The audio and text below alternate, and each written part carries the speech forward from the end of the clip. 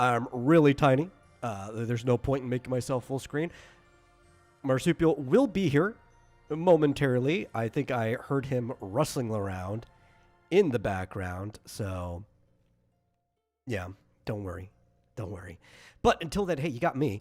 Welcome to Game Central Junction, everyone. As always, I'm your host, The Metal, and boy, there's not a lot to talk about today, but we'll get into it. Summer's starting, so get in the mood. Wear your Hawaiian shirts, if you have any.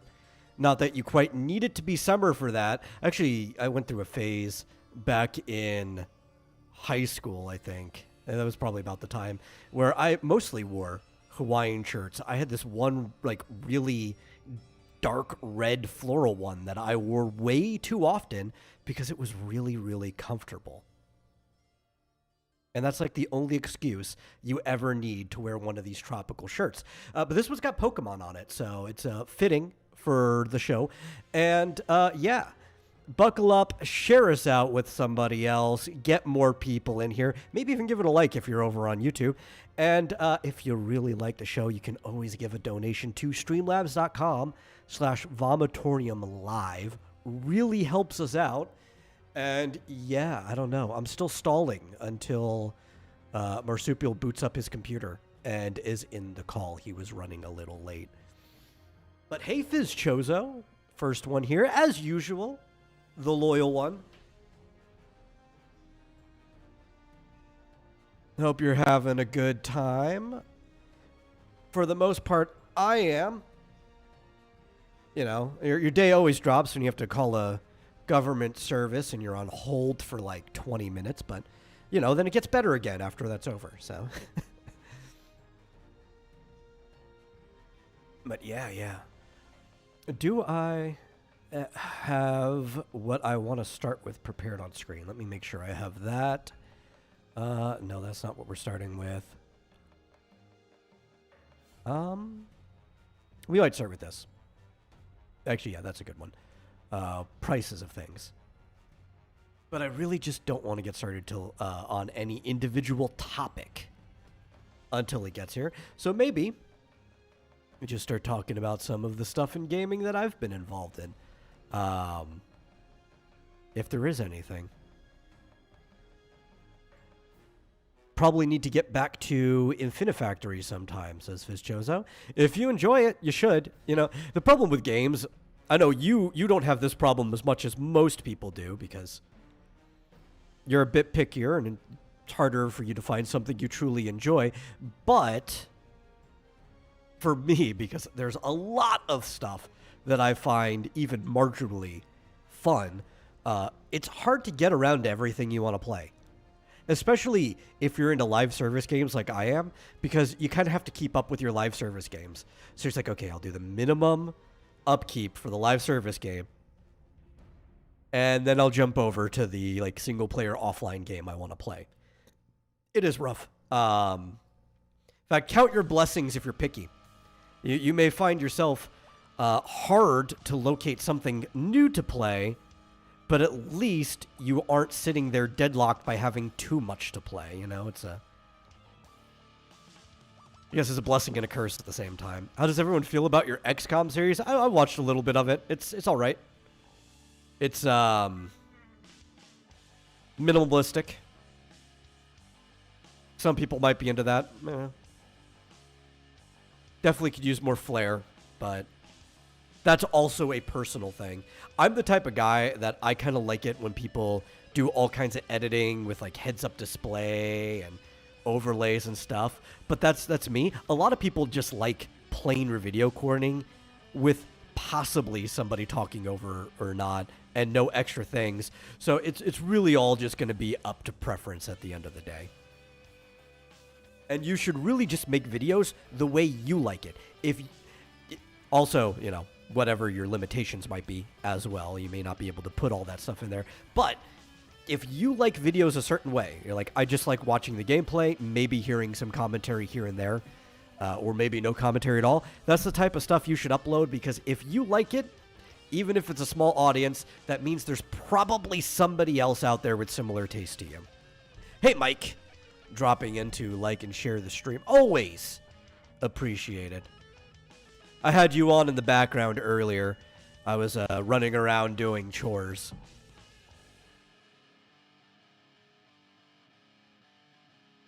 But that's right. I've always made my videos that way, which you'll always have somebody coming in, creating a controversy, or I guess maybe not so much a controversy, but their opinion on it will be controversial. Where because I like my overlays, or I like my HUDs, and I like all that stuff, I put that into my stuff. But somebody will come in and is like, hey, what's with the stupid overlay? Or like, get rid of it. And it's like, again, it's to each their own. You can't please everyone. You shouldn't try to please everyone. Hey, and Marsupial's finally here. Howdy. How you doing? Good. Yeah, I think I did a sufficient job stalling for the last, 6 minutes. Yeah, I can hear you fine. Sorry, yeah. Yeah, and I was here, but it took me a while to get my computer up and running here. Yeah, no, I heard when you came in. I figured that was the case. And I just realized I have a bill I need to pay right now. So. Oh, okay. Well. But I'm here. Yes, but I will stop stalling. Mostly because I didn't know if you had the show on or not. I didn't want to jump into a topic if you couldn't at least hear what we were talking about. So when you are free, you can weigh in. Oh, I'm free. I'm here. Yeah. I can do two things at once. Okay. I don't know. I didn't know if it was a full complicated disclosure. bill that you had to log into a system and jump through some hoops. I don't know what kind of things you have to pay for. And some companies and stuff are just stupid nowadays, and they don't want to make things easy. Yeah, it's one of these. It was a traffic violation. I didn't. Somebody who was driving my car. Yeah, we went over that. I know the context. Yeah. the audience doesn't necessarily need to. I just realized if I don't pay it today, it's gonna double what I have to pay tomorrow. I was like, oh crap! Am I on time? Am I good? It looks like I'm good. Yeah, you're fine. Just made it. You caught the day. Phew. Yeah, apparently. So, what are we talking about? Games, I guess. Well, we'll get to it in a second. I'll catch back up with chat. Fischosa says I'm still grinding away in Kenshi. Hey, that's good. Again, you find a game you like, keep at it until you can't anymore. I used to have the opinion that you weren't done with a game until you actually finished the content of the game. At least the main content. A lot of games have side content or whatever. I quickly, I think after the age of 20, changed my opinion on that. Especially when the overall quality of the average game has kind of dropped in entertainment value. And I was like, no, you're done with the game when you stop enjoying the game. Yeah, it depends on the type of game, but for Dragon Quest 3, by the way, Dragon Quest 1 and 2 Pre-orders HD 2D remakes. Pre-orders are, Yeah. Which is, it's all one game. They're selling it together. But I beat the final boss of Dragon Quest 3, but there's post-story content, and there's another boss, and then there's at least two more bosses, but I'd have to grind to level 99 to beat them probably.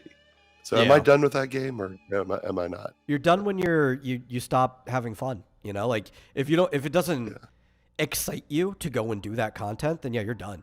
And I think the thing that changed my opinion on it, because around when I was 20 is when non-traditional MMO live service games started getting popular, right? You kind of always had some type of live service outside of MMOs, like Call of Duty and Halo have their multiplayer, but that's whatever, right? You're never done with the multiplayer, but you're also not attached to it. You could put it down if you enjoy it. You could come back to it as long as the server's running. You could play it a year or two later, a random match. That's not what I'm talking about. Yeah, what well, I'm talking about is other MMOs where instead of having strict patch cycles or expansions, they kind of drip feed content to you, or some mobile games where they drip feed your content. That was, I think, what started changing my opinion even about single player games.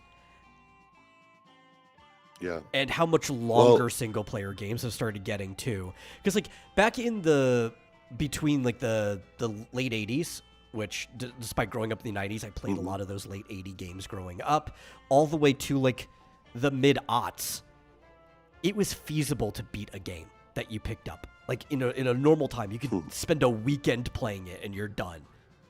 It's not so much anymore. Yeah. Can you hear me, by the way? Yeah, I can hear you. Oh, okay. That's one sure. Well, I've lost my train of thought, but yeah, I guess the question is like, like games like Stardew Valley. Like, I mean, I've never actually gotten a perfect, what do you call it? Like a perfect rating on my farm. Yeah, just getting like an A. I've never gotten an A grade or whatever. Never gotten the golden clock because it cost $10 million. But I keep coming back to it every once in a while. I'll start a new game.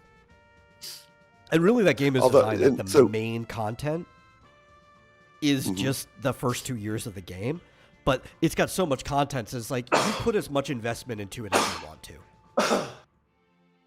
Yeah, and I don't know if I'll ever be quote-unquote done with that game. But by contrast, there's a game called Oxygen Not Included that I used to love, and then they patched it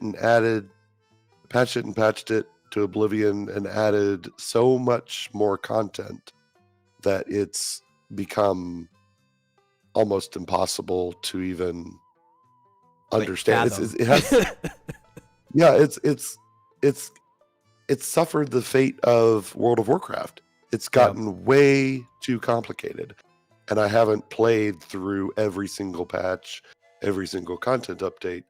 So, but at this point, it's too complicated for me to even start a brand new game and play from the beginning.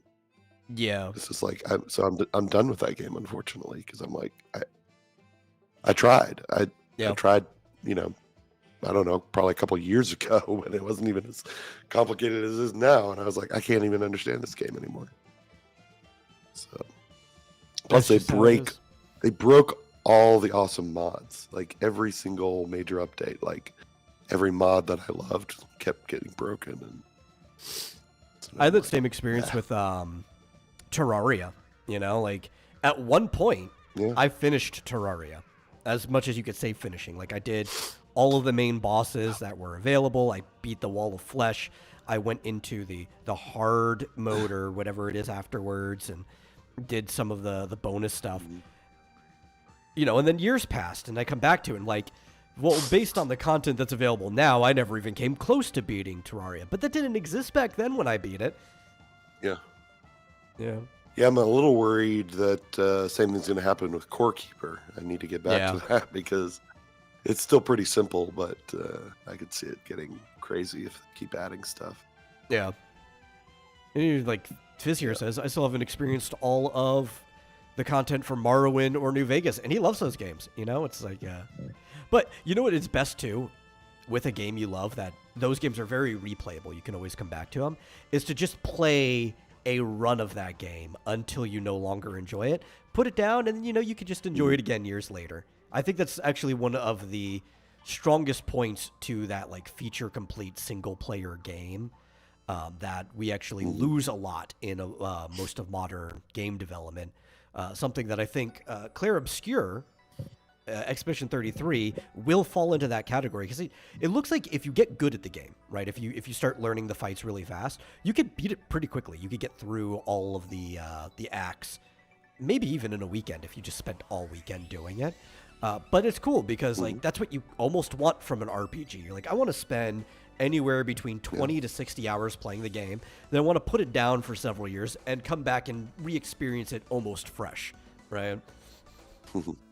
Yeah. I haven't even experienced all the new content from Minecraft. There's new armor and stuff. I don't think that new content from Minecraft is going to be one of those ones that ever ends. Ever since they did like the live service route for it, they're just going to keep like dripping that forever. I remember it was a big deal when they added cows and bees like a few years back. I thought cows have always been. Have cows not always been in there? I know the bees is recent. I think the cows and the bees, or it was either like maybe the cows were there, but you couldn't like milk them or whatever. They added maybe a feature to the cow. Oh. Yeah, when they added the bees, it was like the same patch. But Mike was asking what portion of the show I caught. I don't even remember. I came in like 30 minutes ish. That was what it said. Like you'd already been on. And like I said, I had you on the background while I was doing chores. It was like emptying the dishwasher. I was vacuuming and stuff, so I barely even heard it. It was just the time that like I was doing chores. Sorry. But you got the view all the same. You were running. So I hope that was helpful. Which I don't mind if people do that to us. Listen, you don't have to like us yapping at all. I don't give a shit. All you have to do is have us on. You can even mute the tab, not the video. You keep that video on mute, but you can mute the tab. You don't have to listen to me yap. Just give me that sweet, sweet view, okay? That's all I want. Though I do prefer it if you want to engage. Yeah, that's up to you, though. Is Kenshi, Fistrozo mentioned Kenshi. Is this a multiplayer game? He shared I see it's a video about it in, I don't remember whether it was Shilling Area or the video game chat, but he shared one in the server at some point. Like a limbless run or whatever. Yeah, maybe not. It's hard to tell. It says it's a free roaming squad-based RPG. Yeah. It reminded me a lot of open-ended KOTOR when I was watching the gameplay of it, which that kind of seems all right. I mean, I like KOTOR, but I don't know. It's just hard to really grasp from the video that he shared if I'd be interested in the game myself or not. Yeah, it does look like possibly a single-player game. In which case, I don't know, maybe. It looks interesting. It looks like a 3D, almost like Don't Starve. Yeah. Sort of. Except there's like lots of other people and you can just kind of build a squad and build a base. And interesting. Well, I'll tell you what. 18 days ago, it was on sale, 70% off for $9. So if it goes on sale again, I'll look at it again. Yeah, games like that, it's like when it drops that low, you're like, man, I might as well pick it up. You know? Yeah. It's like I'm losing money by 30. not buying it. Yeah, exactly. That, it's funny is that it's a girl math, right? When they think about it, it's like, oh, look how much it dropped. If I don't buy it, I'm losing money. It's like, no, you're still losing money if you buy it. You're just losing less money. Yeah. Well, I wouldn't say this looks, AAA quality, but it's funny. I've been listening to some streamers and such talk about the possible upcoming $80 Borderlands 4. Oh yeah. And then talking about games. I don't think I want AAA just quality, as good. Honestly, to be fair. Well, I can't think of an example, but I've heard that there are games that look just as good, if not better. They're basically the same genre, like a looter shooter. Yeah, a fourth of it, like $20 instead of $80. Somebody posted on X that you could buy 4 copies of their game for the price of Borderlands 4. There is another franchise that competes directly with Borderlands, which actually, if people don't know, Borderlands completely ripped off. It's slightly older, and it's called Rage. The thing about Rage, though, is it takes itself a bit too seriously. I think it got a little more nonsensical, I think, in 3, right? I think that was the last Rage expansion. But it always took itself a bit too seriously, and I think that's why Borderlands stood out, because it was a comedic game. But I never cared for it, because I realized that I'm not inherently a fan of looter shooter as a genre. I just liked Borderlands. And now I don't like Borderlands anymore. Yeah. But if somebody out there, because I haven't seen every indie looter shooter or low like budget small studio one, if somebody out there can capture what used to make Borderlands good, and they want to make one, I will hop on and be like the first person to purchase your project if you let me know, because like there are specific things I liked about Borderlands that you just don't get that experience in other looter shooters, and that's what I want from a looter shooter.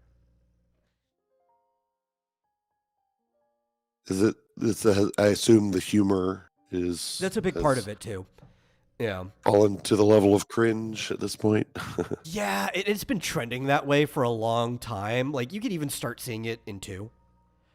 2 was carried a lot by the improv of the actors involved, specifically the lead actor, Handsome Jack's guy. I'm trying to remember his name. It was Damon something. It's the same dude who voiced Perfect Cell. But he improvised basically all of Handsome Jack's lines with obviously direction. And he's like shit talking you the entire time. Like he just tunes into your comm and starts talking about how much you suck or how awful these pretzels are, but at least they're still better than you, or even pays you off to kill yourself as a mission in one of the missions, and you can either refuse, call the suicide hotline or whatever to kind of admit that you weren't going to do it, or you can jump off the edge, which is fine because you're going to respawn anyway, so you basically just get the money for free. But after you do it, he's like, okay, but I just want you to know that forever makes you my bitch. Right? It's such a great experience. And I think it's the whole experience, though. It's how the RPG aspect of it is handled, because it is a first-person shooter RPG. You do level, you do get equipment, your class matters, there's a skill tree and everything. It's the humor of all of the NPCs in the world, the humor of the world itself, like the setting of Pandora, how it's set up, the environments. It's just like this big complete package that almost makes you feel like you're playing a Douglas Adams book, right? Like Hitchhiker's Guide to the Galaxy or something. It's like, if you could capture that as a smaller studio, man, I feel like you could just put Gearbox to shame. I'm leaning back.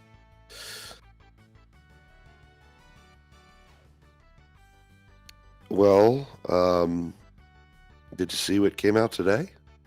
No, I have no clue what came out today. Really? No. Come on. Not at all. I've not been paying attention.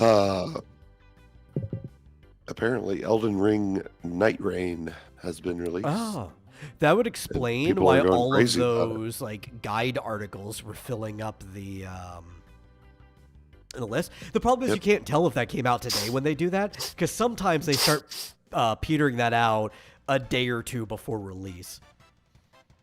Yeah, that's true. It's funny is wait, now this is like a spin-out. It's a standalone game, so you don't need the original. I'm not entirely sure what this game is. Well, is it a standalone expansion? Because a lot of games do that, where it's like it's technically an expansion, but you can play it without the original game. They're calling it a reimagining of the game's core design. Oh. So it's almost like it's the whole like game if they did it slightly differently, I guess. Right, yeah. Not that people were complaining about the original. The French way of spelling redo with an X at the end. Yeah. Redux. But it's only $40. Oh, that's cool. And I'm not sure. It looks like maybe it's not as big as the original. I don't quite understand. I did hear a lot of people complaining like a week ago that the base version of that game was going to be remarkably small compared to the original Elden Ring. Okay. There is a deluxe edition. And it looks like, yeah, there's more content. They don't really go into detail. I don't see myself playing it. Well, this is funny. Oh, good. I was hoping that I wanted to read you one of the reviews that I thought was funny. On Steam, it says, Jin says, I swear, From Software's lore is like trying to read IKEA instructions written in Latin while blindfolded. And yet, I'd still equip it instantly if the passive effect reads, the sword once wielded by the forgotten heir, forged in the screams of the cursed moon geese. Yeah. Oh, that was funny. But I mean, that is kind of how the lore works. So, Elden Ring has more of a story than like previous, or more of a narrative, I should say. They all have a story, but it has more of a narrative than previous like Souls games, where as you go through, especially your interaction with like the maiden and all that, the story is actually somewhat told to you, but it still has all of the other storytelling aspects that previous Soul games have, where most of the lore and the pieces that you put together are scattered out through like all the items in the world. So you have to kind of like read them, and most people don't bother. They just go to the wiki where somebody's pieced everything together for you. Yeah, I'm pretty sure I read the wiki and the basic story, but I still don't understand it. Oh, I started playing it just because it was on the system. I think I got about as far as where you did the last time you played it, and then I kind of put it down and like, this game is so boring to me. I didn't even die yet. I just like unlocked some bonfires and everything. I killed some people. I killed that dude on the horse that was riding around. Of course, I also didn't start stupid. I wasn't like one of those guys like, I'm going to start bear with nothing but like club. It's like, no, I'm going to enjoy myself. I went and got like a sword and shield and actually fought like a sane person. Well, I don't think you got as far as I did. I actually got to like the second area. Well, at least I don't know if it's the second. It's the second one I went to. It's like this big red Caladria. I don't know what it's called. Sister of the Sea. Oh, I got about as far as you did when I watched you. Catalonia. I played any further after that? Oh no! Well, no, I know you've gotten further. Like I recently started over runs. Yeah, no, I'm talking about the last time you played. Yeah. Oh yeah, no, I didn't. No, I saw you fought like a stupid dragon thing in a swamp or something at one point. Like I know you've gotten much further into the game. Oh yeah. Yeah. Yeah, I remember that. I haven't gotten that far in the most recent run, but yeah. No, I did. I played that quite a bit actually. Yeah. Like I don't know. Well, like 20, 30 hours, something like that. But I realized I wanted to do magic, but I guess you can't do magic at the beginning. And well, you could start building towards it, but yeah, you have to unlock magic stuff. Yeah. Yeah, so I can't really tell the difference. I'm watching like on Steam, but I don't really know what the difference is in the gameplay or anything, really. So, looks like just more Elden Ring. Yeah, probably. I'm more excited about their Switch 2 exclusive game that will be coming out. I think it was Duskblood, I think is what it was called. And it kind of just looks like Bloodborne 2. We talked about it during the Switch demonstration. Oh, Joshua's here. Let me sidetrack real quick. He says, I'm taking a break from Elden Ring. I've explored most of the map, but I still need to level up more before fighting the next boss. Yeah. It's Radon. Okay. Yeah, there's some people who are like, fuck it, I'm never leveling. I don't care. I'll just dodge. Even if it takes me forever, I'll just dodge. I'm like, if that's what gets you off, like if you're happy that way, go for it. I like being a higher level. It's satisfying to me. That's how I play most games. It's how I like to play real life. I exercise. I like being better than I was before. I want to do that in a game as well. So, Night Rain appears to be a roguelike. Oh. It is multiplayer, 3-player. I've changed co-op my mind. Action RPG. It seems to have a shrinking map, I guess, a la what's it called? Well, like a battle royale, maybe. Yeah, like Rust, Like or what was it, Fortnite. Rust? It was the thing that came off of it. Yes, Fortnite does that, but PUBG does it. H1Z1, that was the mod from Rust that started that whole thing. Interesting. Yeah. You level up through completing in-game days and earning rewards, but it's designed for 3-player co-op. Yeah, I've completely changed my It's an mind. option That in actually itself. sounds fun. Like I'm more interested in that than if it was just a redo of Elden Ring. Yeah, it says Night Rain's much faster and more action-packed. It's run-based as opposed to exploration. Designed for co-op. Map is much smaller. Procedurally generated. That's neat. Yeah. I used to play That's about a it. roguelike game that was kind of Souls-like in a way. It was made by Grasshopper Studios. Loosely involved with Suda51. He gave like all the designs and major story beats, but he wasn't really involved in the game like he is with most Grasshopper games. Or like Grasshopper Productions, I think is the actual name of it. But it was made by Grasshopper, so it is in the same universe as like No More Heroes and Lollipop Chainsaw and all that. And it was called Let It Die. That I think it might still be running, technically. I don't know. If not, they should have made an offline mode, because I think that game would have been better if it always had an offline mode. I think the online mode is what ruined it. And the whole concept of Let It Die is that it was a video game inside of a video game. Like you showed up to like a gas station arcade or whatever, and Uncle Death is sitting across the table from you, because the Grim Reaper is Uncle Death, and he wants you to keep playing this game. So he loads up the Death Drive 5000, and the game inside of it is the Tower of Babs. And you have to climb this tower to the very top. So you just load up this like almost factory-made body that comes out of a train. You have like several options that have some starting stats each time. And you have to try to ascend this tower, and you're going to die. It's going to happen. And you reset every time, but you get a little bit farther. You unlock some shortcuts. So like every 10 floors, you get like an elevator that you could just start at the 10th floor again.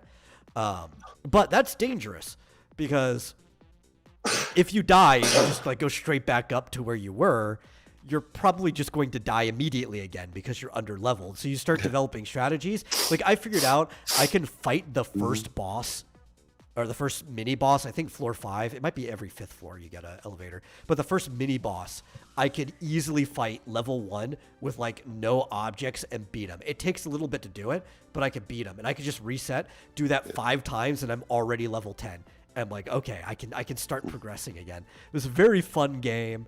Had all of like the unlocks that you wanted from roguelikes. If you got recipes for things in the tower, you can go back and you can make equipment down at the starting floor, so that if you have money left over, you could just start with equipment. You don't have to go up there naked. And it had like different types of floors. It started off with like a subway, like a train relay station that you went up, escalators. Then there was like floors that almost looked like you were inside of a body, floors that looked like you were inside a mall, all kinds of different things. Loved the game. The thing that ruined it, though, were the haters. And the haters were when somebody died in the tower, an NPC of their dead person stayed there. And, you know, when you died and your NPC stayed there, that's a cool touch. I liked that. But you had griefers who would get to like max level with good objects and intentionally die in the lower levels. And I think like level 8 is when you could first start running into haters. So you'd have like a level 50 guy with a sniper rifle just spawning in level 8 and killing you immediately, and there's nothing you could do about it. And like, I hate this game. I love this game, but I hate it. I wish there was an offline mode of that game, but it was really, really fun. Yeah. I know the ending, though. I could spoil it for everyone. It's a normal Suda51 ending. You get to the very top after you beat the boss. Uncle Death is up there, and he just like turns his scythe into a driver and golf balls the boss away, and then kills you and says, "Just keep on climbing." What game was that? It was Let It Die.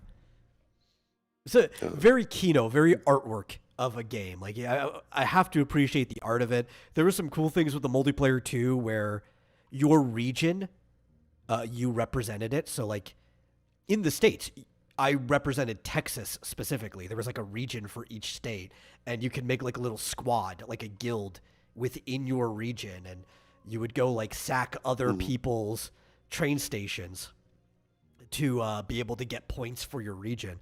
Like, that idea was cool. That was cooler than the hater idea. If that was all what the online was, that would have been fine. But the fact that people could grief with the hater system completely ruined the enjoyment of the game. Yeah. It sucks. I was watching Dookie Bird play a little bit. Oh, okay. Looks like they've got like a tournament with different teams of people trying to do better. But it looks like it's all just basically boss fighting. You just have like pick a boss and maybe. That's what it seems like. But most of the floors, it is like going through a Souls-like game, but in roguelike form. So like there'll be some randomized formation of that floor. There'll be some like human enemies, and as you get higher, you get more inhuman enemies, and you kill them. And at each floor, you'll have like a weird boss that definitely doesn't look human. Like the very first mini boss is like this big juggernaut hulking thing that you can stun by getting him to ram into the walls and stuff like that. But you know what would have solved the hater problem, the griefing problem, would have been if there were level requirements for each floor, like a range, to where even if you died and griefed on that floor, your hater wouldn't spawn, just because it's like it's too low of a floor. Like that simple change like that would have solved most of the problems. Would have been easy, yeah. Tree Sentinel is the guy on the horse. Oh, okay. I believe. Cool. Well, that's all I know. Yeah, but that's a cool idea. I like because I played Let It Die. I said I'm far more interested in that sort of roguelike version of Elden Ring than I am in the actual main version of Elden Ring. Well, apparently it costs a lot less, so only $30. Hey, 40, you know, with how 40. little it costs, maybe we'll get into that PlayStation Plus rotation pretty early. Maybe. I could see that. You know what also only costs $40? What's that? The Nintendo Switch 2 camera pre-orders have dropped, and the officially licensed model is $40, which is still a lot for the quality of the camera that I saw in the previews, but it's a lot less than I thought Nintendo was going to charge. I thought they were going to charge like full controller or game price, but it's a lot less than I thought Nintendo was going to charge. I thought they were going to charge like full controller or game price for their camera, because that sounds like something Nintendo would do. Yeah. Yeah, that's like half the price of a Joy-Con. Yeah. Or a pair of Joy-Cons. Like I thought they would be charging as much as Mario Kart Tour for the camera to enjoy the multiplayer kind of screen share stuff. But no, it's about half. Did you hear that the original Joy-Cons are going to be compatible with the Switch 2? Yeah. But I heard it was like for Switch 1 games or whatever. Like it was actually one of their ways of making Switch 1 titles compatible, because the Switch 2 Joy-Cons, or Joy-Con 2, whatever they're calling it, doesn't have all of the same features that the original ones do, and vice versa. Yeah, so like it doesn't have the infrared sensor that's in your right Joy-Con. So for certain activities, you will require the original Joy-Cons to play Switch 1 games. I see. Yeah. At least that's what I've been hearing. I mean, they kind of we somewhat found that out later in the same day as the Switch 2 Direct, when they were expanding upon some of the stuff that happened in the Direct. Okay, I must have forgot about that. Huh. Nintendo Switch 2 Pro controller is up for pre-order as of 2 hours ago.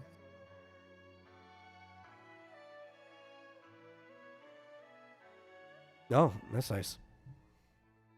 I know. What did you say about that? No. It's just it makes sense if they've already dropped the camera for pre-orders that would also be up there. I also have a listing from Hori, which is like the #1 creator of third-party peripherals for Nintendo, and they've actually dropped the prices for all of their Switch 2 accessories because apparently the cost for making them is going to be a lot lower than they expected. So, That's cool. which is a good example. Their HoriPad Turbo, which is going to be basically like the plug-in Pro controller, was going to be $50. It's dropped to $40. The USB stand that they have for the undocked Switch or whatever, I guess it could also double as a dock, is $40. It was previously going to be $70. So there's a lot of things where they have a piranha plant shaped camera that they just announced, which is going to be $60. It's going to be more than the Nintendo camera, but this one is actually shaped like a piranha plant, so maybe that's where the difference in the cost is going to be. Yeah. Apparently, the official Switch 2 Pro controller is $85. Oh. So, if the Hori version is just as good, sounds like a good option. Yeah, maybe I should follow the link and see what the things are for it. Because from what I can tell from the mini picture, it might be cheaper because it does look like it is a wired-only controller. Oh. Which, for someone like me, that's fine. I don't mind being that... I mean, it looks pretty long. I think it's like a 10-foot cord. But like, I don't mind being plugged into the system playing it. I don't often think I'm ever more than 10 feet from the system I'm using. But also, any wired controller like that usually works seamlessly with your PC without you having to worry about like pairing up Bluetooth problems and stuff like that. Where does it even plug into the Switch? The Switch has... Well, I know the main Switch has a 2 Type-C USB ports, one on the top and the bottom.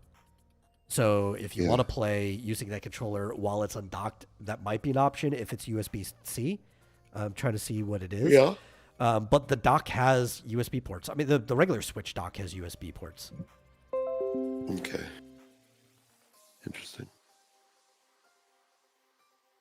It sounds very weird and regressive to have a wired controller. That's very strange. I'm sure they have a wireless one too if I dig through all their stuff more. That one's probably just more expensive. That's probably why the wired one is so cheap though, is because it's wired only. Yeah. Which doesn't even make sense.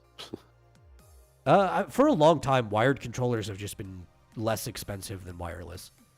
Probably, yeah, I would expect so too, because you have extra components to make something wireless. So you also have to have a lithium battery inside of it for charging and stuff. While with a wired controller, it runs off of the power of the thing you plug it into. Yeah, I guess so. I have a cheaper wireless controller, but that one requires you to put AA batteries into it. So that kind of like evens out there because you have to keep paying for batteries. Yeah, I see the HoriPad Turbo for Nintendo Switch 2. They show 4 more items. Yeah, I don't see a wireless one yet, but they just started dropping a lot of these stuff yesterday. So they're probably going to be adding more items as we get closer to release. I mean, I don't know why you couldn't use one of their controllers for the PC or something. Because Oh, I'm you pretty can. sure I can use mine on a Switch. Yeah. Oh, I can use my wireless Switch controller on PC too. Like you can Bluetooth pair it and everything. It's just I don't. I find that sometimes you just get pairing options or pairing complications. That sometimes when you have Bluetooth, it's not always the case. I'm simple. If I can plug something in, it works. I like being able to plug it in and it works. It's not for everyone, but that's why I like the options. You know, some people prefer their wireless. Let's have wireless options. Some people prefer their wires.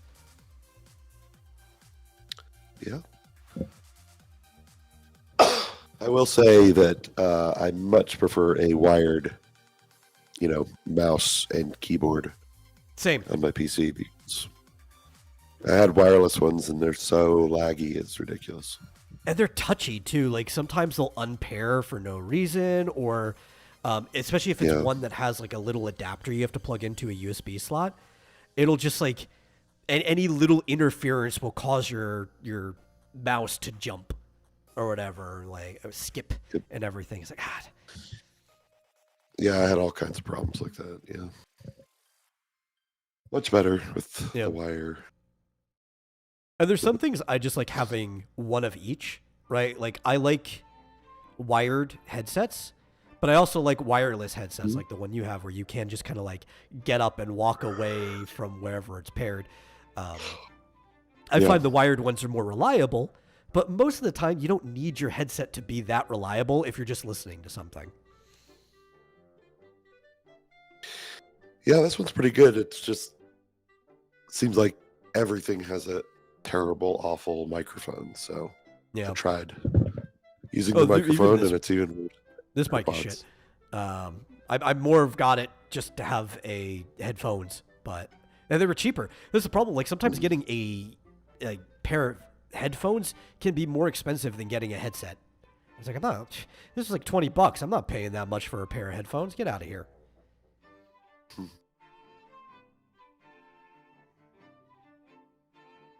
Cool. This controller has turbo mode, rapid fire, I wonder if Turbo and you can adjust has the gotten dead zone. better than it used to be. Right. I'd hope so.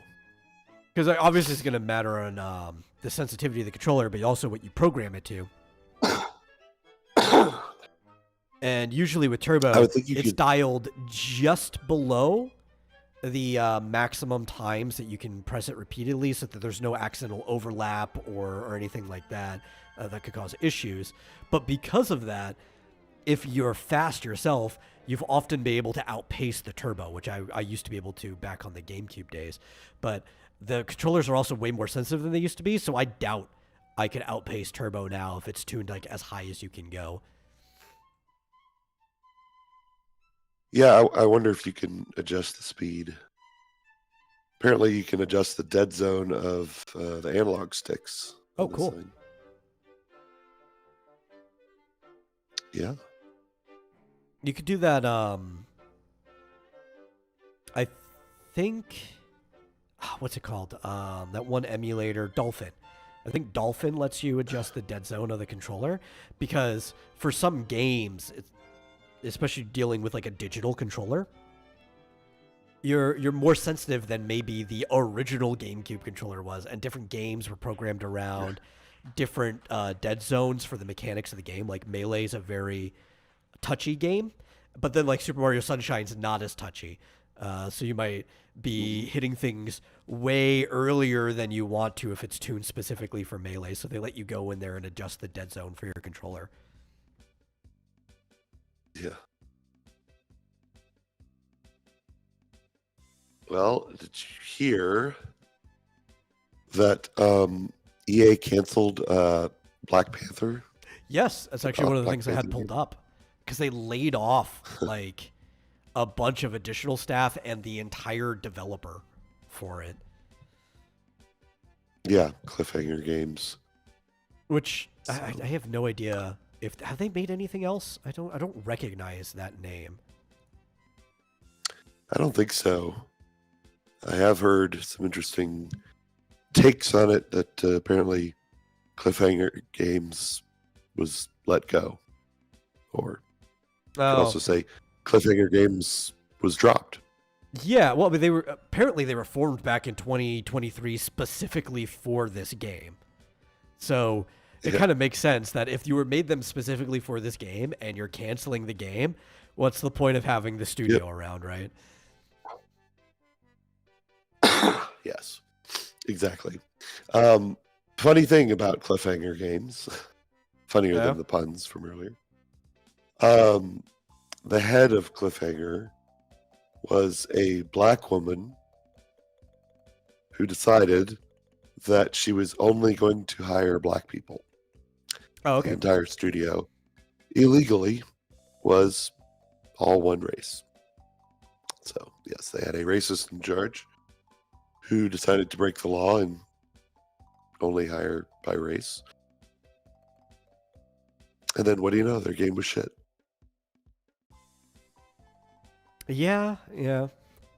Which is why, like, I think laws in some of these areas aren't necessarily useful anyway. Because it's like, listen, if you only want to hire, like, I for the most part don't like telling people who they can and can't hire. I think that's dumb. Because if somebody's talented, the market will sweep them up anyway and you'll get outcompeted. Or if you don't want to hire talented people, you might only hire untalented people and ruin your own company. I think that's one of the things where the market usually just sorts it out anyway. And in this case, they kind of did. Yeah, that's what I've always thought. I don't know who, probably some teacher back in the 90s probably said this to me first, that, why not just let people hire whoever they want? And if you come across a company that, has limited their options, they're going to end up with lower, quality people. Yeah. Sure enough. There you go. I think it was, maybe the teacher was even echoing. I think Milton Freeman was one of the guys who made this argument very often. And he was even like, listen, if somebody's suffering, even a racist will start hiring the people they hate if it makes their business better. Money talks. And if they don't, I mean, you would think that, well, unfortunately, it's been going the other way, in that companies like this have been deciding to hire, not hire the people they hate, and then ending up with people who are terrible and going out of business. So, but I thought that was amusing. Apparently, this was announced very shortly after EA started complaining about, what was it, a mod that altered The Sims so that you could only make white people, I think. I don't even know why you would need a mod for that, though. I mean, I guess if you're trying to make sure that the random generation, right? That's probably what it was for like the other neighbors and stuff like that. Because like if you're only dealing with people you create, it's like you could just choose to only make white people. That's how the game works. Yeah. Apparently I don't know who it was, if it was a higher up or someone in some studio somewhere. Someone from EA was saying that there's this terrible, terrible mod they need to get banned because it only allows white straight people, and how terrible it is. And I saw Asmongold was like, so when I see a post like this, that tells me that EA has too many people and they need to start doing more layoffs in general. So they've got people concentrating on this. But also I feel like EA's been in that spot for 12 years now of having too many people, and the bloat's just been getting worse over time. It's funny because, like, I don't know how long after I think he tweeted that, and very shortly after the announcement of the closing of Cliffhanger Studios. He's like, I was right. Right again. Yeah. God, last year they laid off nearly 700 people. That's nowhere near enough. Don't they have tens of thousands? Yeah, that's what I'm saying. Like, when everybody makes these huge, like, oh, look at all these layoffs, you'll see some company where it's like, they laid off 2,600 people. It's like, okay, that's a pretty big chunk of your company. Then you look at EA, it's like, yeah, they laid off 700 people. It's like, is that even a percent? Like a percent of a percent.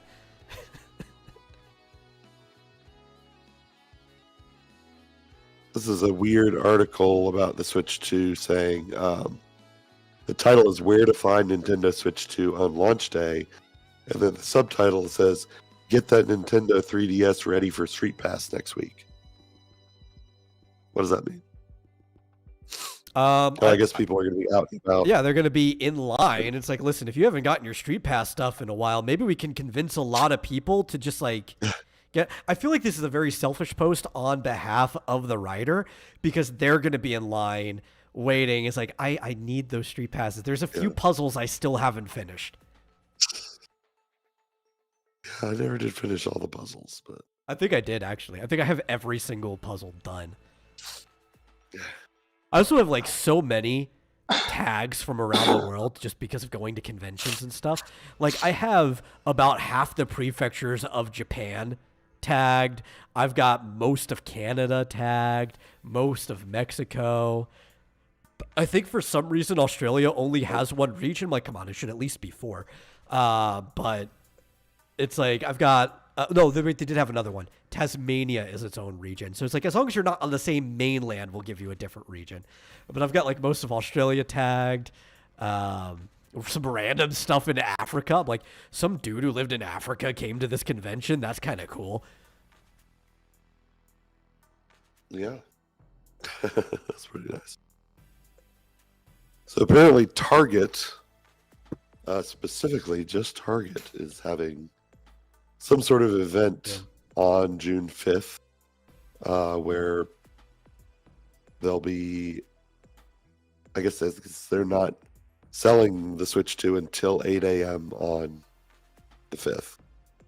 Okay. I And mean, that's I don't when know if Target this means opens. Yeah. Well, a lot of other places are opening at midnight. Yeah. I think it's based that Target's like, we're not opening before we're open. You just have to wait for the store to open and be the first in line, you know? Yeah. Well, and it tells me, like, did Target not take pre-orders? This is just first come, probably first not. served? There's a lot of places that just don't do that. And I know Walmart does, but I think maybe Target, I don't think Target's ever taken pre-orders for like anything. I think it's always just show up and buy it. Yeah, but I think it's also they're making it. Pre-orders for Walmart specifically is an extension of their layaway system. Yeah, it looks like Target is making it an event. That's an cool. all-day event. But then they'll begin selling it online on Target.com on the 6th. So it won't be available on their website on the 5th. Only in person. Nice. That's the way it should be, honestly. Yeah. Too bad I don't get paid until the 7th. Oh, darn it. Yeah. I'll be gone. That's okay. You know what? You don't want the first week models. You know, you want maybe first week of next month models. You know. Yeah. Remember, I don't know if this was ever proven true or false. Remember the original Switch would had people it would get hot and bend? And, I've heard permanent... that, and I've seen videos and stuff. I know my mom's never had that issue, so she wasn't day one. But I mean, anytime any systems had that, your anecdote doesn't really matter because there's always been a lot. It's like you should have seen the problems the Vita, like the PlayStation Vita had, and even the original PSP had when they came out. But I do want to get to Fizchozo's questions because I had my browser up and didn't even see them fully a minute ago. First one, which is a question he sent me in DMs, and sorry I didn't answer it because I was busy doing stuff. It says, by the way, I'm using an AI voice replication for my next gaming video. Do you know what services to use? I'm trying to replicate David Hoffman. I wouldn't even know where to begin for replicating celebrity voices. I'm sure I know there's plenty of them out there, but I'm not into that stuff, so I don't track it or know the names of those things. I'm sure like a quick Google search probably solves it, but I'm not the guy to ask for that. I don't like most AI stuff. I'm not an AI hater. It's just as a craftsman, I prefer to not use that stuff myself. Though I can appreciate it when people do some fun stuff with it, like specifically the celebrity voices. I do find like the presidents going to Disney World or the Ren Fair videos hilarious, especially since those were still scripted by a person. But I'm sure they've probably expedited now where it's like they'll even let the AI script it and then they'll put the voices over. But I don't care. They're still funny. It's fine. There's a certain art to it.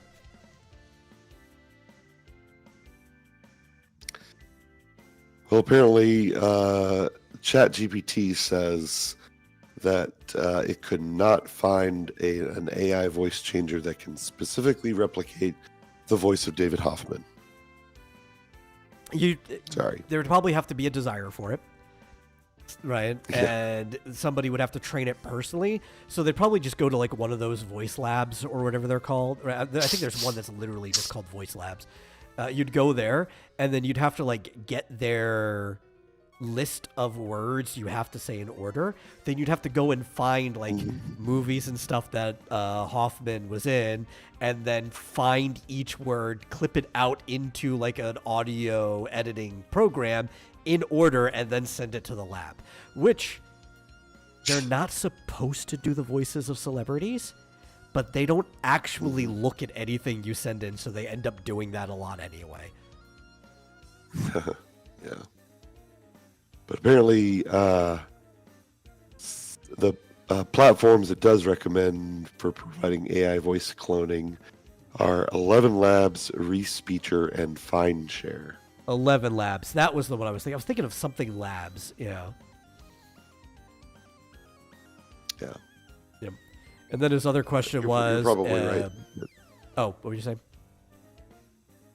I was going to say, you're probably right in that it would be a potential legal problem if they actually listed his name and said, we can replicate his voice. Yeah. Well, there's also like a legal problem similar for a regular person too. If you go to the disclaimer, I watched a Corridor video, or a digital video on it, and they wanted to basically make a deepfake video of one of their like crewmates or whatever, and they took hours and hours of him talking in their videos over the years. They got the clips that they needed, and without his permission, they cloned his voice and made like a very realistic video to where he even had trouble being like, I don't remember recording this. And ultimately it was fine because the person whose voice was taken wasn't going to press charges, but they do tell you that you should only do this with the permission of the person whose voice is being cloned. Yeah. Of course, they have plenty like any of these, like 11 Labs. That have lots and lots of different sort of generated voices, and you can always listen to them until you find something close enough. I also want to put it out there that if anybody ever desires to clone my voice, I don't give a shit. I say so much wild shit as it is that I think anything that comes out of my mouth would be both believable and unbelievable at the same time, that I really don't care, Yeah.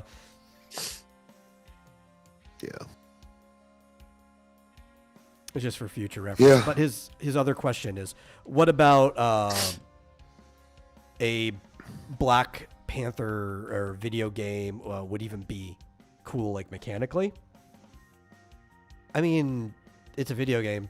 Well, there's all kinds of he's superhuman, and so you could do any like normal fighting, acrobatic, superhuman stuff, like you could effectively make it like a more aggressive Assassin's Creed game, but with Black Panther. There's all kinds of things you could do with it, You could, since his suit absorbs energy, you could basically have a part where you want to get hit by things, and then like power up your suit, and then you can unleash it.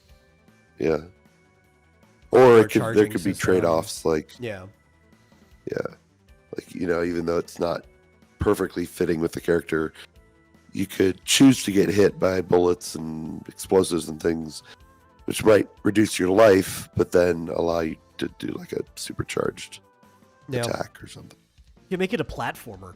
Like, honestly, like, he's a very just strong acrobatic character. You could do most things with him. You just have to have a good idea. And you say, what would make it unique mechanically? Yeah. Why does it need to be unique mechanically? It just needs to be fun. That's the thing at the end of the day. You just have to have fun playing the game, right? Now, if it's less fun than another game that has the same mechanics, that becomes a problem because then you're like, why would I play this game over the other one? But if it's as fun or more, then that is already the selling point of the game. Yeah, I got the feeling this was going to be very similar to Spider-Man, just like Fistroza was saying, except shittier and probably much more preachy. Yeah, probably. Like the story that's the bigger issue. Because honestly, if it took place in Wakanda and the surrounding areas, having a game like that in like an African setting could be pretty fun. Like going through the jungle, maybe you end up fighting poachers at some point. Maybe people who are trying to like steal Wakandan secrets. There could be some fun stuff you do there. I could see why the game, from a setting perspective, could be fun. I just don't have any faith in these type of people to make a fun game. That's the bigger problem there. Yeah. Yep. Well, there isn't going to be one, so we don't have to worry about it.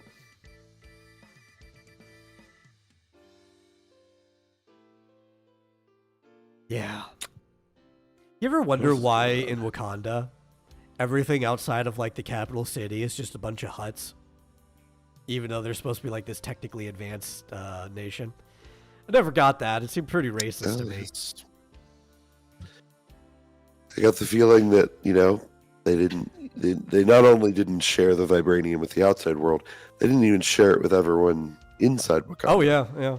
Seems like I've seen some artificial depictions of the comics, though, where like all of Wakanda is pretty built up. It's just like so weird that the MCU being one example, where it's like, yeah, a bunch of people are in huts everywhere else. Really? That's the depiction you're going with here.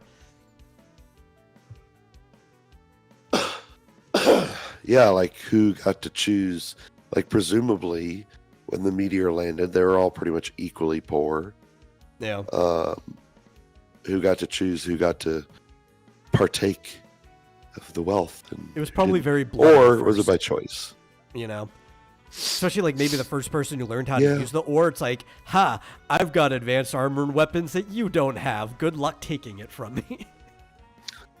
That'd be the most realistic situation.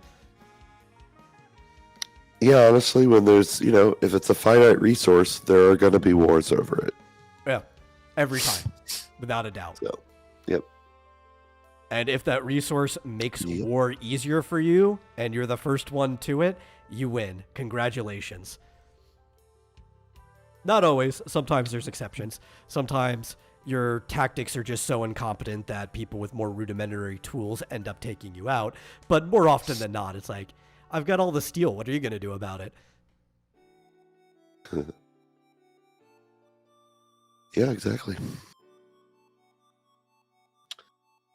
Man, I'm excited about Dragon Quest 1 and 2, but it doesn't come out until October 30th. Yeah. But in some ways, that's good, It means you can plan for it, Have it pre-ordered, be ready to play. Yeah, 5 months. Jeez. I could save my money until then. I mean, you still have to play Fantasy Life. You shouldn't be excited for another game yet. Did you just get farming? Dragon Quest. I did. I've not unlocked. I've not unlocked artistry. So that's next. But of course, if you get the, what do they call it? Whatever I guess the deluxe version, you get all kinds of extra stuff. So I'll probably be getting that in August. Or October, early October. Yeah. Or not August, September. Well, I don't know. October, whatever. Very shortly before the game comes out. Probably, the 1 month that's in between the two you mentioned, September. Yeah. I'm a little out of it. Yeah. I forgot that month. Chizo says maybe you would fight Claw. Maybe you'd fight what's the guy's name? Killmonger? Killmonger? Yeah. There's a lot of people you could fight, like it could be fun. I could see the vision for the game, honestly.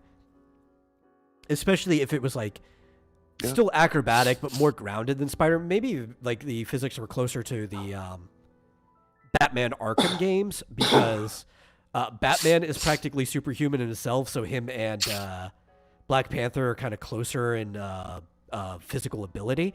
If you had something like that where you're using his stealth and his power to get the jump on people in the jungle, like, you could have a fun game. Honestly, the jungle setting alone is more exciting to me than just running through New York again.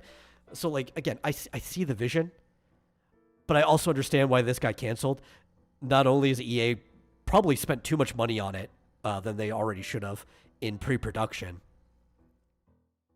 but I doubt they would have made a good game given the team that they were running it anyway. Years. Yeah. Yeah. Sounds like they made a good decision finally. A little late, but better late than never. Yeah. Because in this stage, it is possible to do some like weird trickery with write-offs and stuff, and to at least through taxation recuperate some of your losses than what happens when you actually ship out these games and you just spent too much money and don't get your return on investment.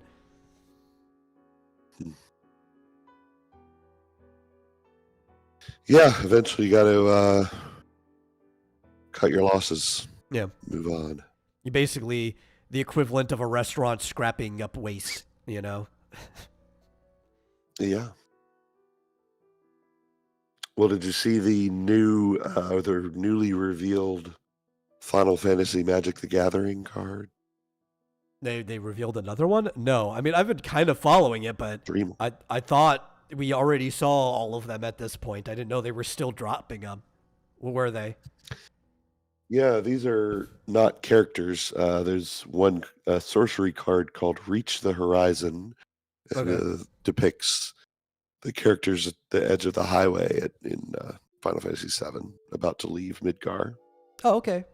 There's so many things that Reach the Horizon could have been that's not the one I would have guessed. Yeah, I'm not going to go into what they actually do. Yeah, there's an artifact card called World Map, and it is the world map of Final Fantasy 1. Oh, okay. So you have to press BA select to access this card. Yeah, that's right. And the last one is a weapons vendor. Creature, human artificer. Yeah. Where's the French like to call them artificier? Yeah.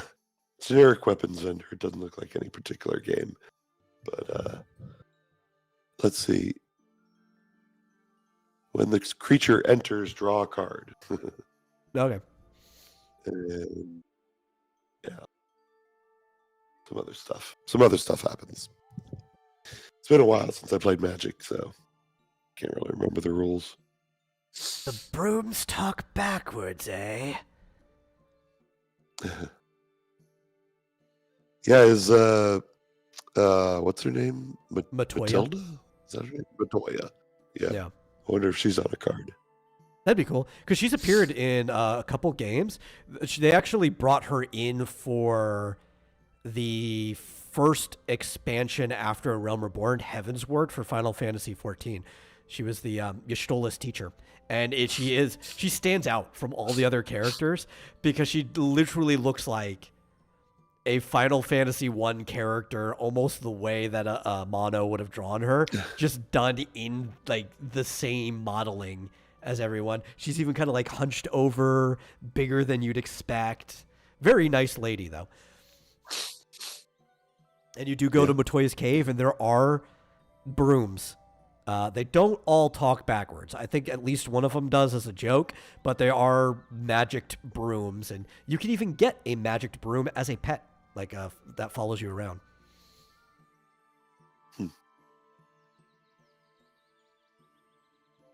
Interesting.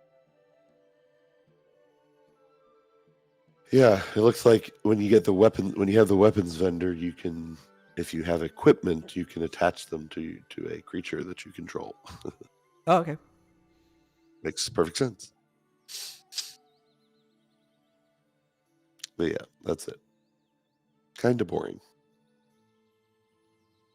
That's what they should make a magic broom card. That's what I want, you know? Yeah, no kidding. Push B select. They maybe like it's a stupid card. Immediately gets destroyed, but also just like cleans the your enemy's board of one card of your choice. So it's like an immediate sacrifice card. Just sweep it away. That'd be good. You use it like their strongest creature. You're like, oh my god, that card is bullshit. It's like, yep, I wasted my turn just to do that.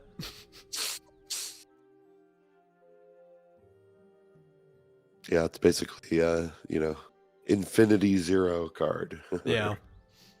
Wipe any card off the map, but it'll get killed in the same move. Yep. I want it. Make it happen.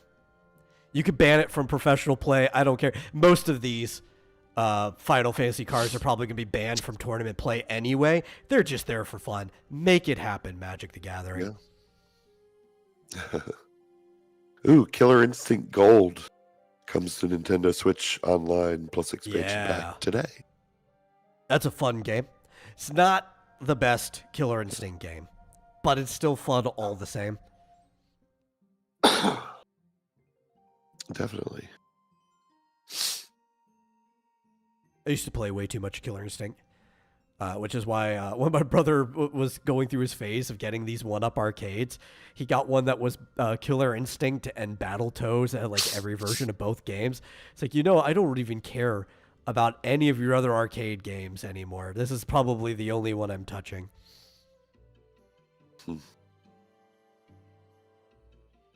That was a Saber Wolf main.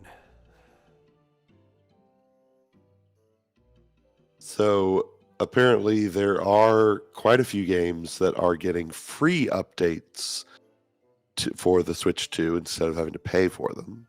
Yeah, did we talk about that already? I don't know if we named any of them, but we did talk that they were getting free updates. Yeah, I think so. I don't know. Well, Captain Toad Treasure Tracker, increased resolution, New Super Mario Bros. U Deluxe, and Pokemon Scarlet and Violet.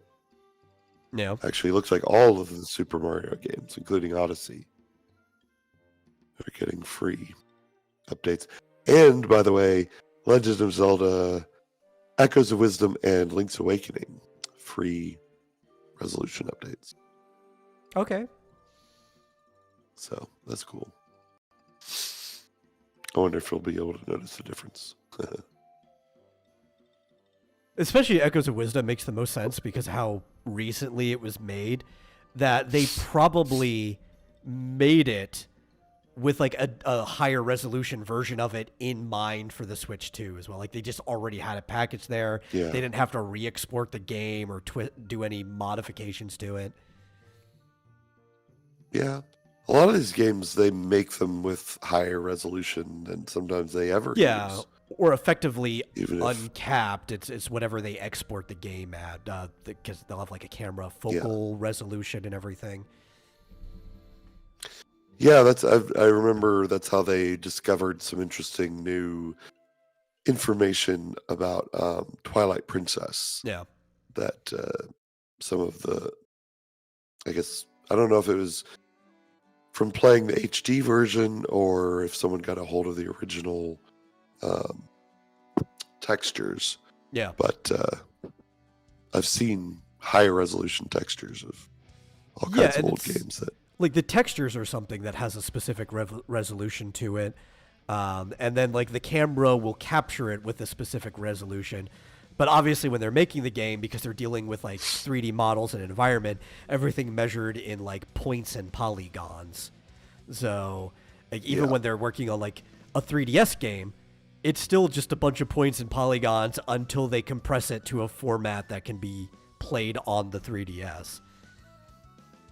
Yeah, exactly. Yeah. But yeah, you typically start out with, the highest resolutions your workstations can handle, and then you have sort of this pipeline of where it steps down for each platform. Which is also why it shouldn't be that hard to port Kid Icarus Uprising. The only hard part is figuring out how you're going to change the menus and stuff so that you only need one screen. But really, most of the time, you only functionally need one screen anyway. You could tuck everything into like a menu or a HUD. Come on, guys, just Kid Icarus Uprising on the Switch 2. Just do it, please.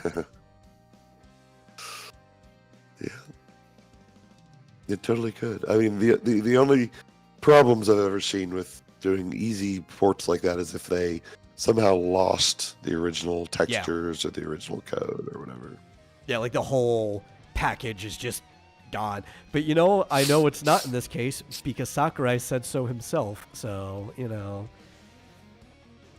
Oh, okay. He's basically been asking, like, if anybody at Nintendo wants to do it, they totally should. I want them to do it.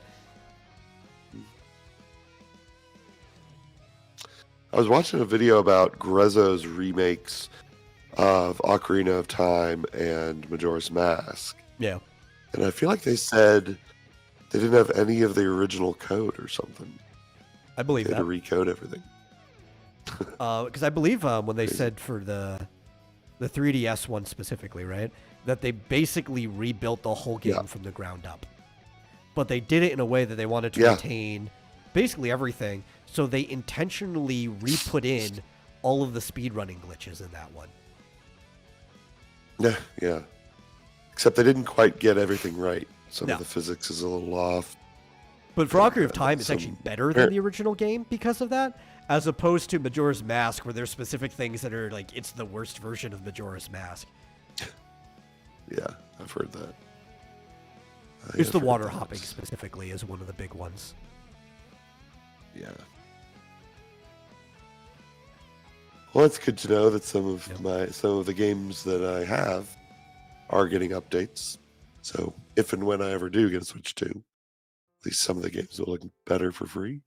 Yeah. And it has, AI upscaling, so even the ones that don't officially get updates theoretically should look better scaled up. Maybe. We'll see. I guess. I don't know. As long as it doesn't... Like, all I care is that it doesn't look crunchier than the original version, right?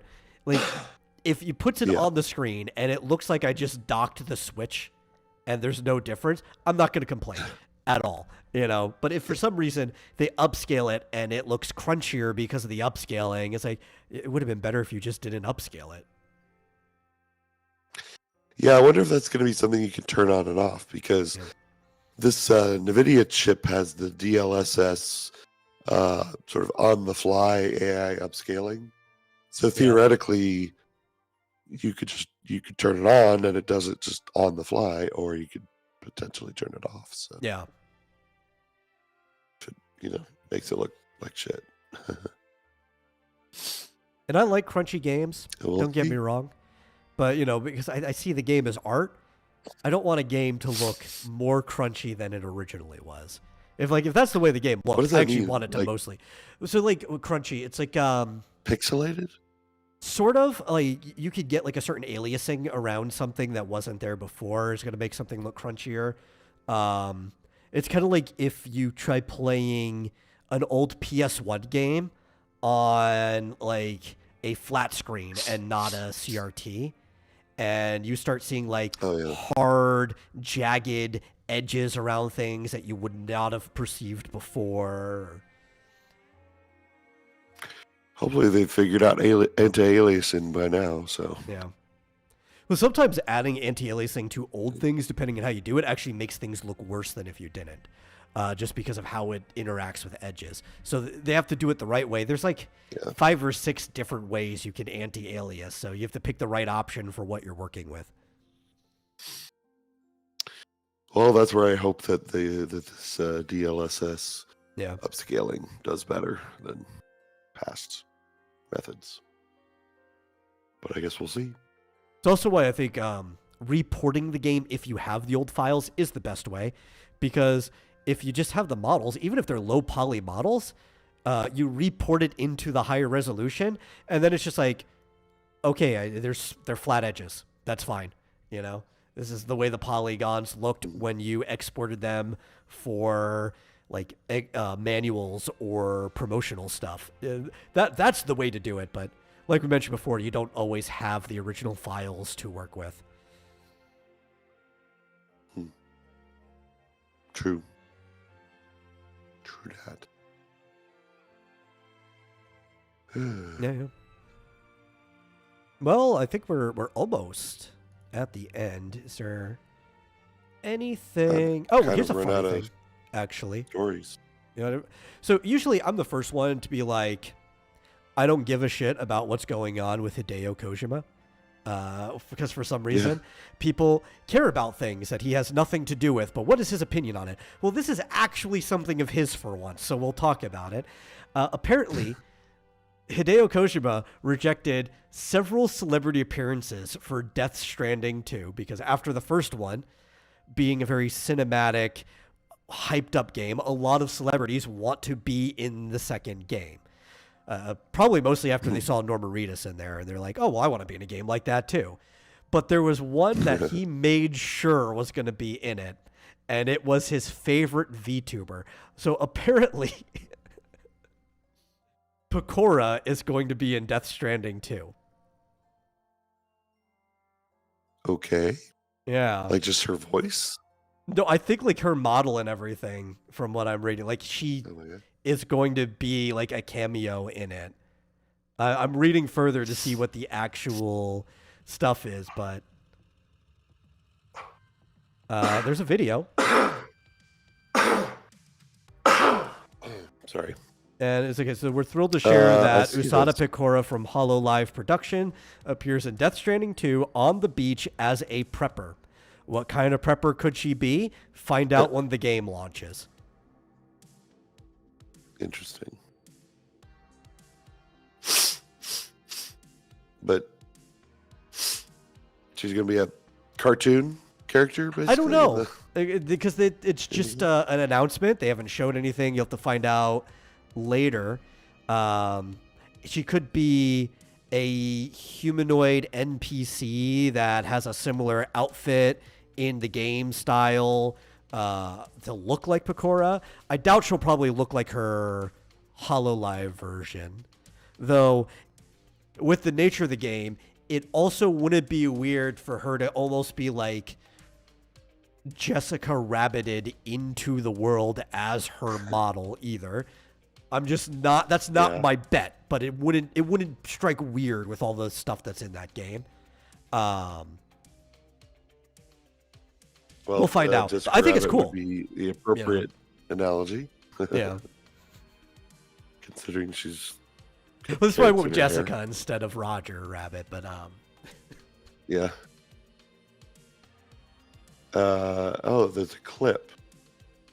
See if the clip shows anything, because I don't think it did, but I didn't play it. I have a feeling this is not real. It was from Kojima Productions. Quote unquote. Well, this clip was, I think, created by Pecora. Is on her. Oh, yeah. Pecora also shared. She's a happy news. She's going to be on Death Stranding 2 on the beach. But Kojima Productions also shared the clip. So this could just be a joke. It could. But personally, I think she should be in it. And I think even if it started as a joke, they should go through with it. Yeah. No, I don't think the whole thing is a joke. I think this particular clip that I'm show is a joke.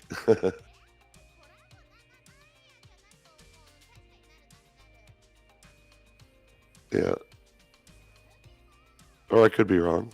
Maybe this is the real one.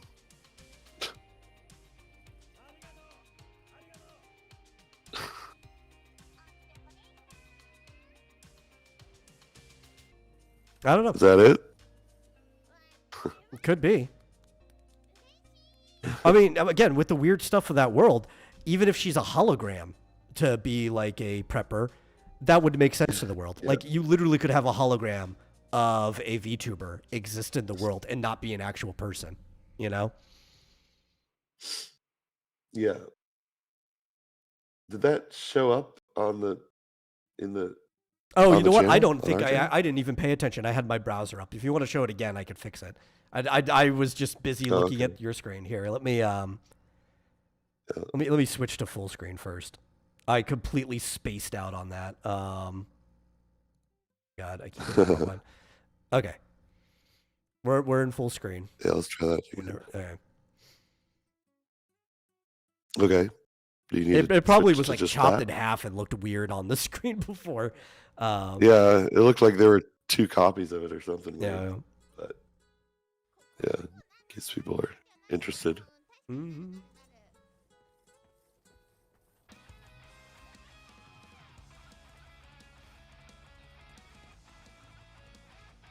Oh man, I'm like way behind. The live stream's way behind. It probably is. I think there was a hiccup earlier, so there's probably some delay, but yeah. Well, there you go. Yep. I don't know if that's real or not, but I definitely believe she's going to be in the game somehow. I don't know if that was. Yeah, I don't I didn't. Kojima is kind of on like there, a jokester himself, but I don't think the Kojima Productions would have shared it if they weren't at least doing some type of collaboration with it, you know? Yeah.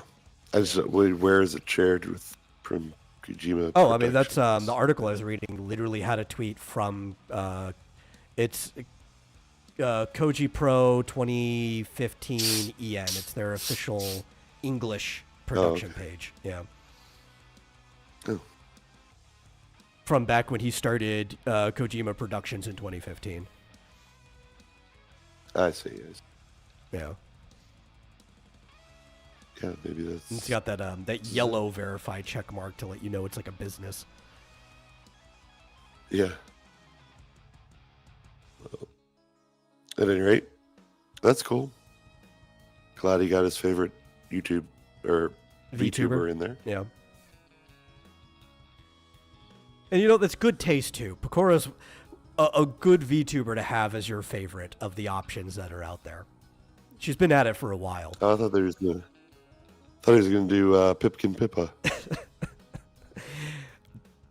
That would be based, but Or yeah. Or what's the AI generated one that you watched? oh, Nero-sama. Oh yeah, Neurosama. Yeah. Nero-sama's pretty cool.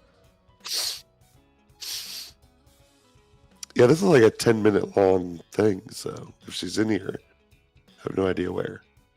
Yeah. Anyway, I think that was a good one to end on. I think that was a good show. Good show. Yeah. Thank you all for coming. If you enjoyed the show, please do your best to share this out with somebody else. Get more people watching it. And if you really enjoyed it, you know, if you feel extra spicy, you could give a donation to streamlabs.com/vomitoidlive. Really helps us out. And we'll see you guys no later than Monday, though I really should do something this weekend. I don't know. Bye. Bye.